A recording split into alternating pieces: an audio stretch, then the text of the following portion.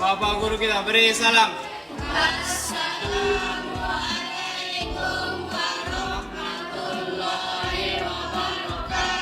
Waalaikumsalam warahmatullahi wabarakatuh. Silakan sweet dulu, siapa kemudian masuk duluan. Sweet. So, terus. Kau salam dulu ke sini, kau sweet dulu, siapa salah?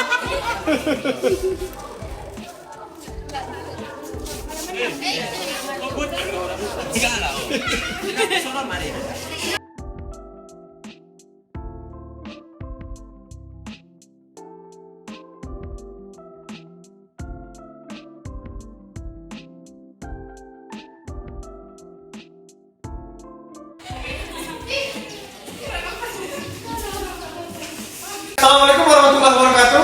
Perkenalkan, nama saya Herman Sasrega, mahasiswa PBG dalam jabatan angkatan ke-2 tahun 2023 kategori 1, NIM 2310-1860007.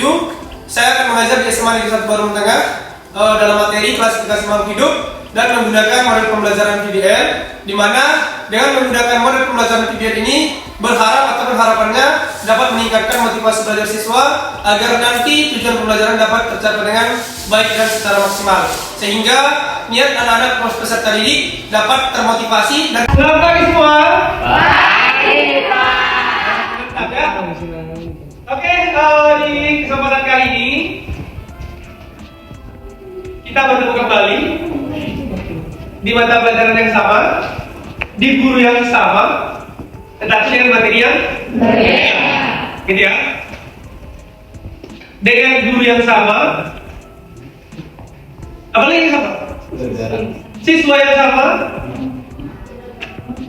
guru yang sama, tapi dalam waktu yang berbeda, dengan materi yang berbeda pula, gitu ya. Silakan ketua kelas dipimpin untuk berdoa.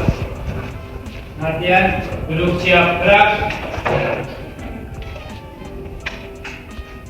Sebelum kita belajar, mari kita berdoa. Berdoa menurut agama dan kepercayaannya masing-masing. Doa dimulai.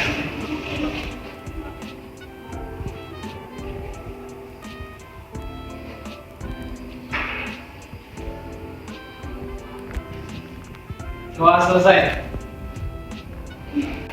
Oke, terima kasih ketua kelas yang sudah memimpin doa di kesempatan hari ini. Sebelum kita mulai pelajaran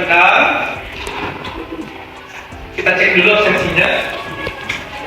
Apakah sudah ada yang menikah, atau lagi ada yang patah hati, atau mungkin ada yang sudah berpikir lagi setelah lepas malam minggunya yang gagal ngedate-nya gitu ya, karena tentunya habis, mungkin ya, karena tentunya habis mereka jadi ngedate, atau mungkin karena ini samping gitu ya, ada sesuatu hal yang terjadi sehingga pertemuan antara dia tidak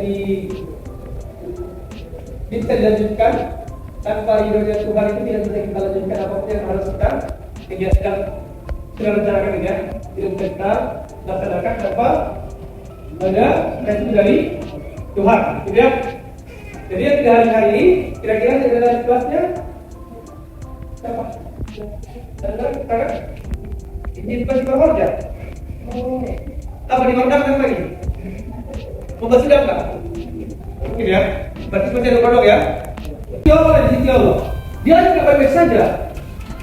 Ada virus atau bakteri yang menyerang organ tubuhnya. Atau baik-baik secara atau influenza, atau mungkin bakteri yang tidak bekerja dengan yang bagi khususnya, sehingga dia lemah, tiga ya, lemah, lesu, lumlai, 4L. Lemah, letih, lesu, lumlai. Iya kan? Tapi kita tidak tahu apa yang terjadi pada si Yono. Oke, kali ini saya belajar tentang klasifikasi makhluk hidup. Ya, klasifikasi makhluk hidup.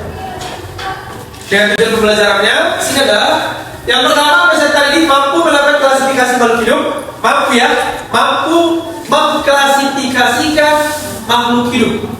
Yang kedua adalah siswa mampu mengidentifikasi sistem organisasi kehidupan.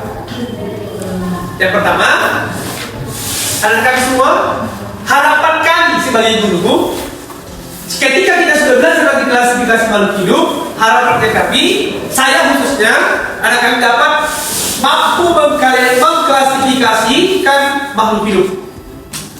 Yang kedua, nanti anak kami dapat mengidentifikasi organisasi kehidupan atau organisasi makhluk hidup, gitu ya. Sebagai tujuan pembelajarannya, ya, melalui pengamatan tayangan videonya gitu ya, dapat menjelaskan konsep klasifikasi. Yang kedua, dapat setelah diskusi nanti mengenai sistem tata nama makhluk hidup yang tepat. Bagaimana klasifikasi makhluk hidup itu secara tepat bisa Anda lakukan? Dengan cara apa kan gitu ya? Dengan kita belajar, nanti kami bisa menempatkan makhluk hidup itu sesuai dengan klasifikasinya masing-masing. Oke, di sini. Oke, sebelum kita masuk, di sini ada pertanyaan. Karena apa ceritanya gitu ya, Pak Zri? Ketika kita menemukan satu hal, ketika kita berada dalam lingkungan yang baru, ketika kita mendengarkan satu kalimat atau satu kata, pastikan kita punya pikiran apa sih itu gitu ya. Ketika kita jalan-jalan gitu ya, kita melihat satu gerobak di pinggir jalan, pasti kita penasaran, apa sih itu? Orang. Ketika kita melihat ramai di pinggir jalan, banyak orang sekali, itu kenapa? Pasti kita bertanya.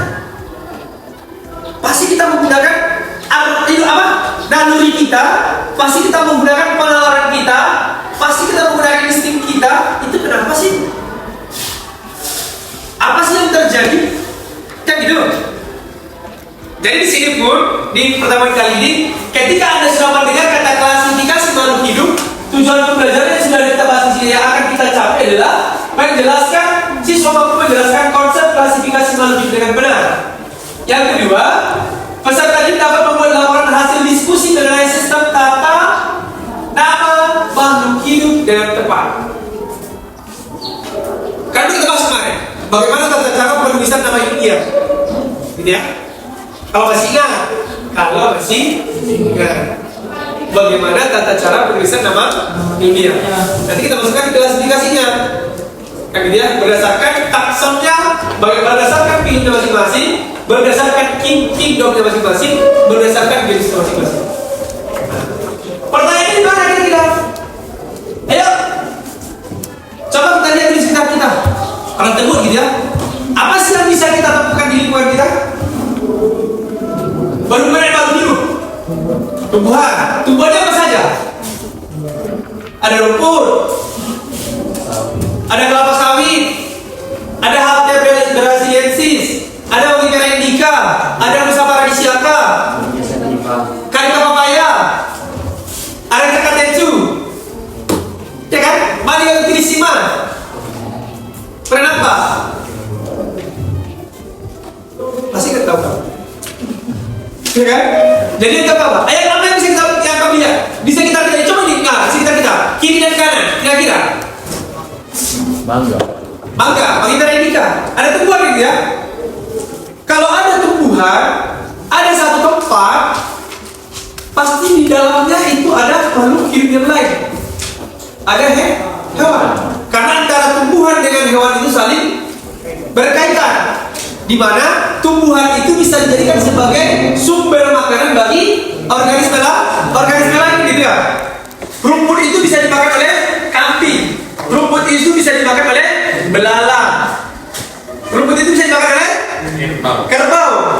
Kan gitu. Kalau kita lihat skala kecilnya, makanya depan kelas kita, kan kita ada kerbau, ada sapi dan sebagainya. Berarti ada rumput. Di rumput itu yang makan rumput apa? Belalang. Kan gitu ya. Di rumput yang kita lihat apa lagi makhluk hidup yang ada? Yang biasa di ekosistem kita sekitar kita. Capung. Bahasa capung apa? Kalau bahasa kita capung apa? Siri-siri. Nah, ada kupu-kupu pasti ya. Ada kupu-kupu. Ada ular. Ada lalat. Ada nyamuk. Ada semut. Yang sebagai dekomposer apa? Cacing. Nah, gitu. itu. Cacing itu termasuk juga dalam ekosistem itu, habitat itu kan gitu ya. Dalam lingkungan itu, cuma dia tidak lihat, tidak bisa kita lihat secara langsung, ini harus kita cari dulu kan gitu ya. Tetapi kalau kupu-kupu, belalang, rumput, Mahiber indica, bisa kita lihat secara langsung. Oh, itu adalah rumput, itu ada pisang, ada pohon mangga, walaupun belum ada buahnya, gitu ya. Yang kedua, apakah lingkungan kalian hanya terdiri dari makhluk hidup saja? Jawabannya tidak. Tidak. Karena kenapa? Ada anjing juga. Karena komponen dari ekosistem itu ada biotik dan abiotik. Ada makhluk hidup dan juga makhluk.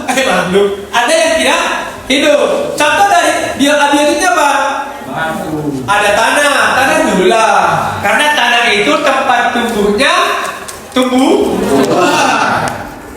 Paling utama gitu ya. Walaupun ada tumbuhan itu yang hidup di air. Walaupun ada tumbuhan itu yang hidup di Udara.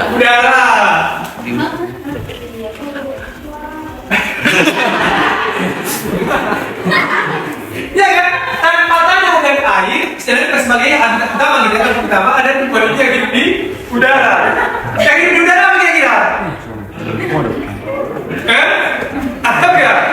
Kalau bisa nggak kita gantungkan tanpa habitat air dan juga tanah? Bisa lah. Tetapi tidak tumbuh dan berkembang dengan baik. Iya, digantung tanpa habitat tanah, kan gitu ya? Dia akan tumbuh tetapi tidak berkembang dengan baik. Itu. Nah, berarti itulah sebagai komponen abiotiknya. Gitu ya, ada tanah, ada udara, ada air, ada cahaya, ada bebatuan, apa lagi? Ada pasir dan sebagainya, gitu ya. Itu merupakan komponen abiotik dalam satu ekosistem. Nah, itu. Pertanyaan ketiga, apakah ada keterkaitan antara makhluk hidup dengan komponen tak hidup di sekitarnya? Jawaban pastinya adalah ada. Karena mereka saling keterkaitan, saling membutuhkan antara satu dengan yang lain. Kan gitu ya. Kita contohkan bagaimana, Pak? Kalau coba tanah itu tidak ditumbuhi oleh tumbuhan apapun. Yang terjadi apa? Tanah itu akan tandus atau gersang.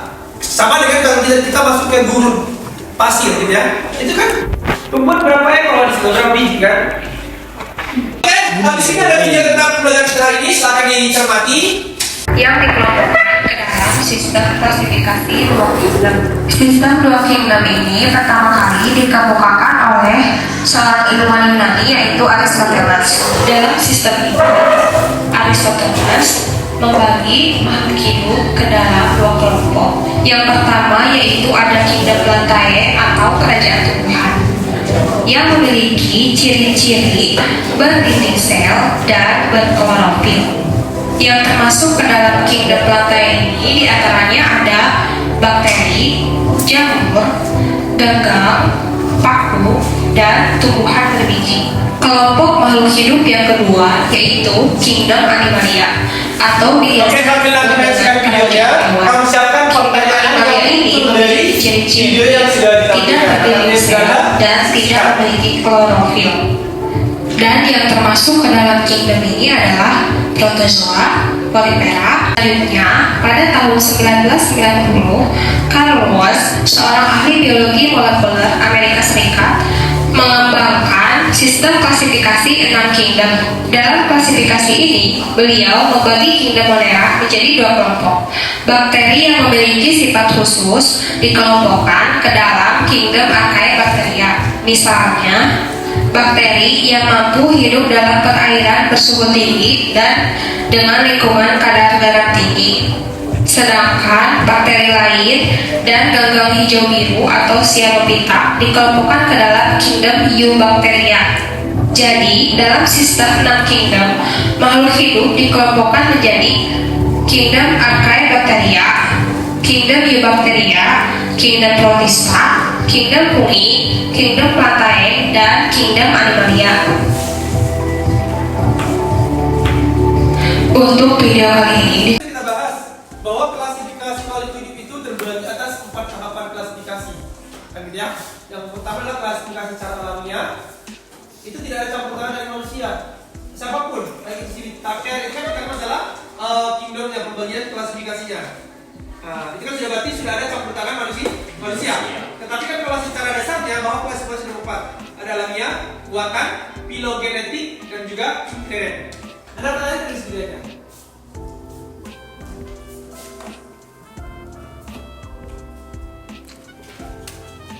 Terus Pak, dulu bakteri itu dianggap hewan juga? Iya, betul. Bakteri itu dianggap digolongkan ke dalam hewan. Iya kan? Karena dia bereproduksi secara pembelahan biner. Pembelahan tetap ya. Pembelahan jadi ada 3 ya. Amitosis, mitosis, dan meiosis. Gitu ya. Ada pembelahan diri tanpa melalui tahapan pembelahan sel. Pembelahan diri membelah secara langsung. Organisme ataupun makhluk hidup yang sudah dewasa dan yang sudah siap akan membelah diri menjadi 2 bagian, menjadi 2 individu yang baru, gitu ya. Makanya bakteri itu dimasukkan ke dalam hewan semua. Mulai dari yang protozoa, polipera, soilentrata, platyhelminthes, nematyhelminthes, annelida, mollusca itu semua dimasukkan ke dalam hewan. Jadi silakan di kelompoknya, yang lebih gampang aja kita ke belakang aja kelompoknya, satu belakang. Nanti yang di belakang kebanyakan gabung di sini. Yang 2, oke, hari ini bersama Saskia. Oke, silakan. Yang kelompok ini mari. Mari. Lipat cepat. Ambil 2 meja, sudah cukup.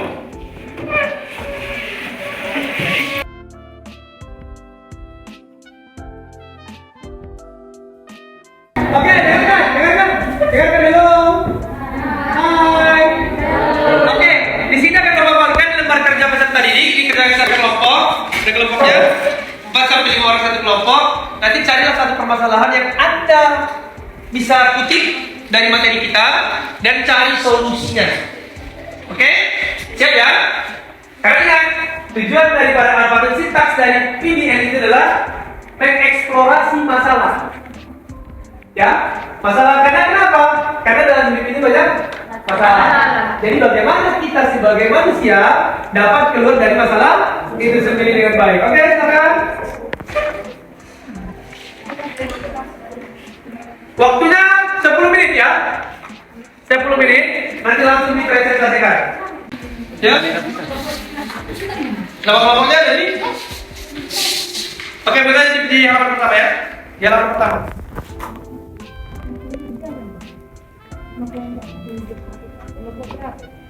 Berarti kelompoknya dari sini ya. 1, 2, 3, 4, 5. Bocah di depan ya. Nama kelompoknya.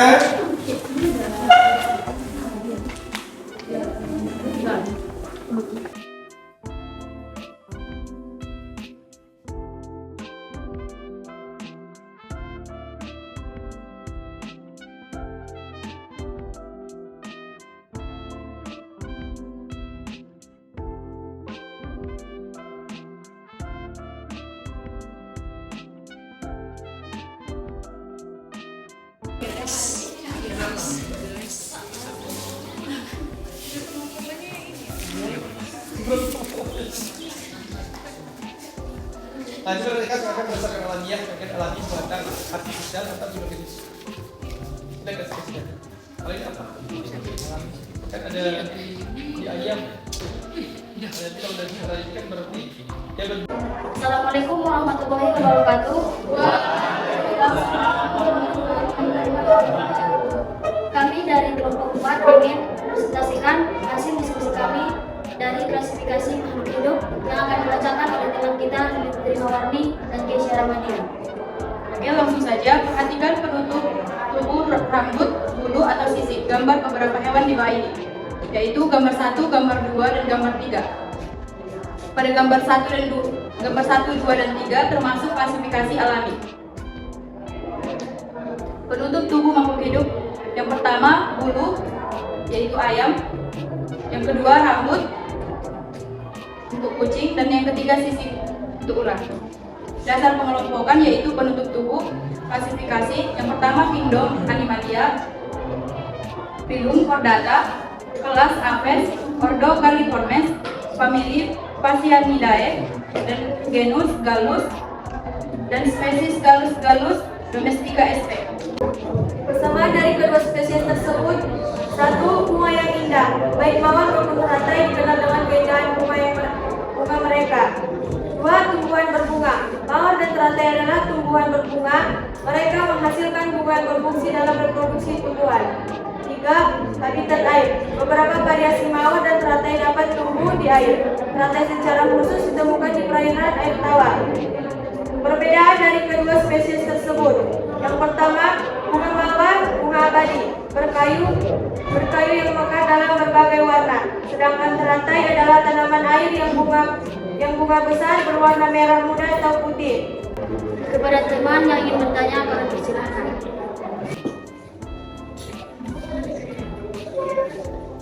Kami dari kelompok 5 ingin bertanya, kenapa mawar dimanfaatkan sebagai bahan kosmetik atau parfum, sedangkan bunga teratai sebagai obat?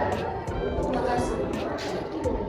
Kepada teman yang ingin bertanya, akan dipersilakan.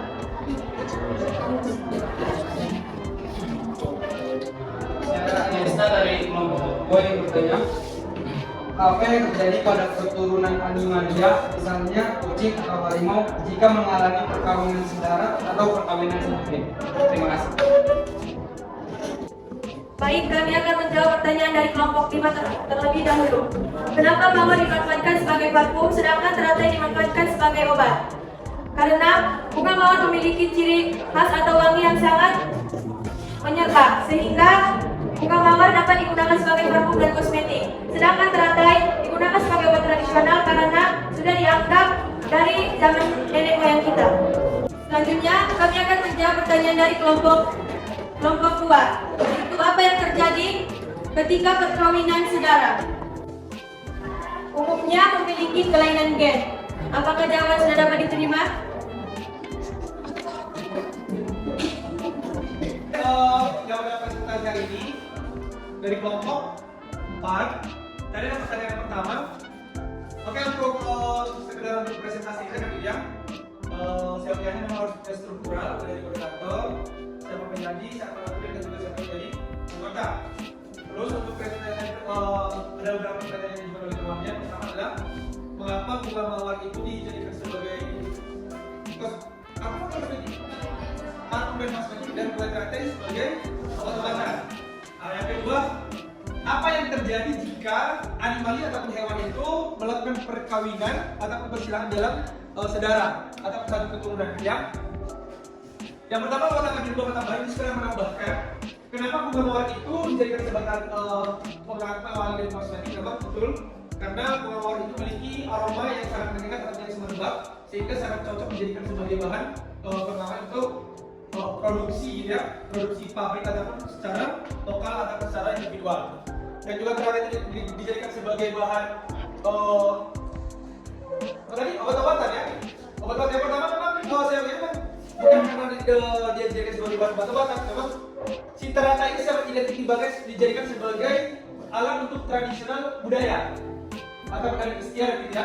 Karena memang karena bentuknya yang mencolok, warnanya yang bulat, bunga yang mencolok, makanya dijadikan sebagai alat tradisional, sebagai alat untuk kebudayaan ataupun simbolik ya, simbolik bagi adat tertentu atau bagi kebudayaan tertentu dijadikan sebagai simbolik karena memang warnanya ataupun bunga yang mencolok yang besar, yang bulat dan mencolok, makanya dijadikan sebagai salah satu simbolik dalam kebudayaan ya.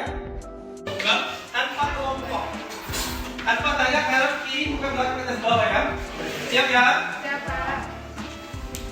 Tulis nama, hari tanggal, waktunya berapa menit? 20 lama kali soalnya suka kok 15 menit ya? 7 menit lah. Oke, silakan dikerjakan, tulis nama dan juga ada hari tanggal.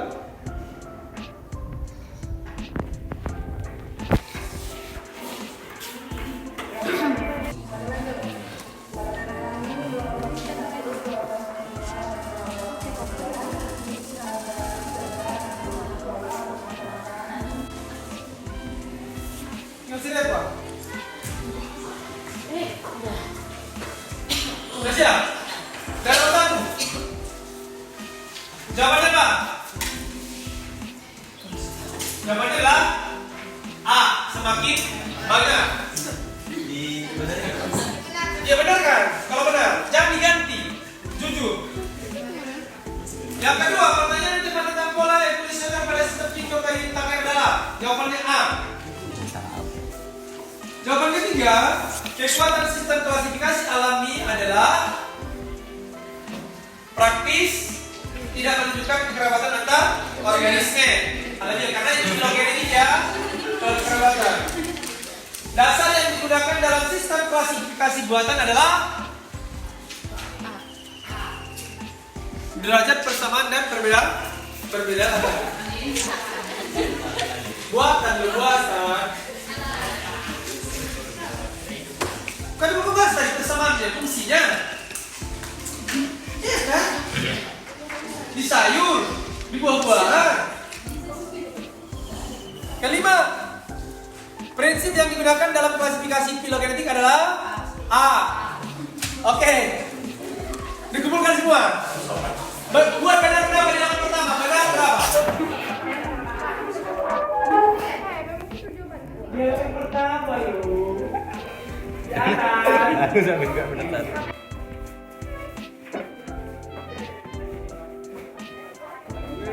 Tapi. Maka bilang dulunya adalah ditaruh di lembar pertama. Di atas. Oke. Oke? Dan saya kedua, oke? Silakan duduk, Fadrin. Oke, pertemuan kali ini kita dudukkan di sini. Mudah-mudahan apa yang sudah kita bahas hari ini ada bisa betul tersimpan di memori masing-masing. Dan Bapak harap anak kami, karena model pembelajaran kita berlaku PBL, sehingga nanti bisa di dunia nyata, kan gitu ya? Karena PBL itu kan problem. Kita disuguhkan satu permasalahan dan kita harus mencari bisa keluar ataupun solusi dari permasalahan itu sendiri. Jadi sama dengan dunia nyata. Anak kami bisa ketika dihadapkan tentang satu masalah, anak kami bisa mencari ataupun keluar dari permasalahan itu sendiri dengan hasil yang baik, itu hal yang positif ya. Oke, kita lanjutkan pertemuan berikutnya. Kita bahas tentang apa? Virus ya. Kita ke depan, silakan dibaca dulu materinya, dibaca-baca. Pada yang tepat, yang cocok, yang mempertanyakan, yang kurang mengerti bisa jadi pertanyakan di pertemuan kita. Sekian dari Bapak, kurang lebih saya mohon maaf, ya, karena tidak ada manusia yang sempurna. Kesalahan itu pasti dari kita manusia dan kesempurnaan dari Tuhan. Ya, sekian dan terima kasih. Assalamualaikum warahmatullahi wabarakatuh. Sama-sama kita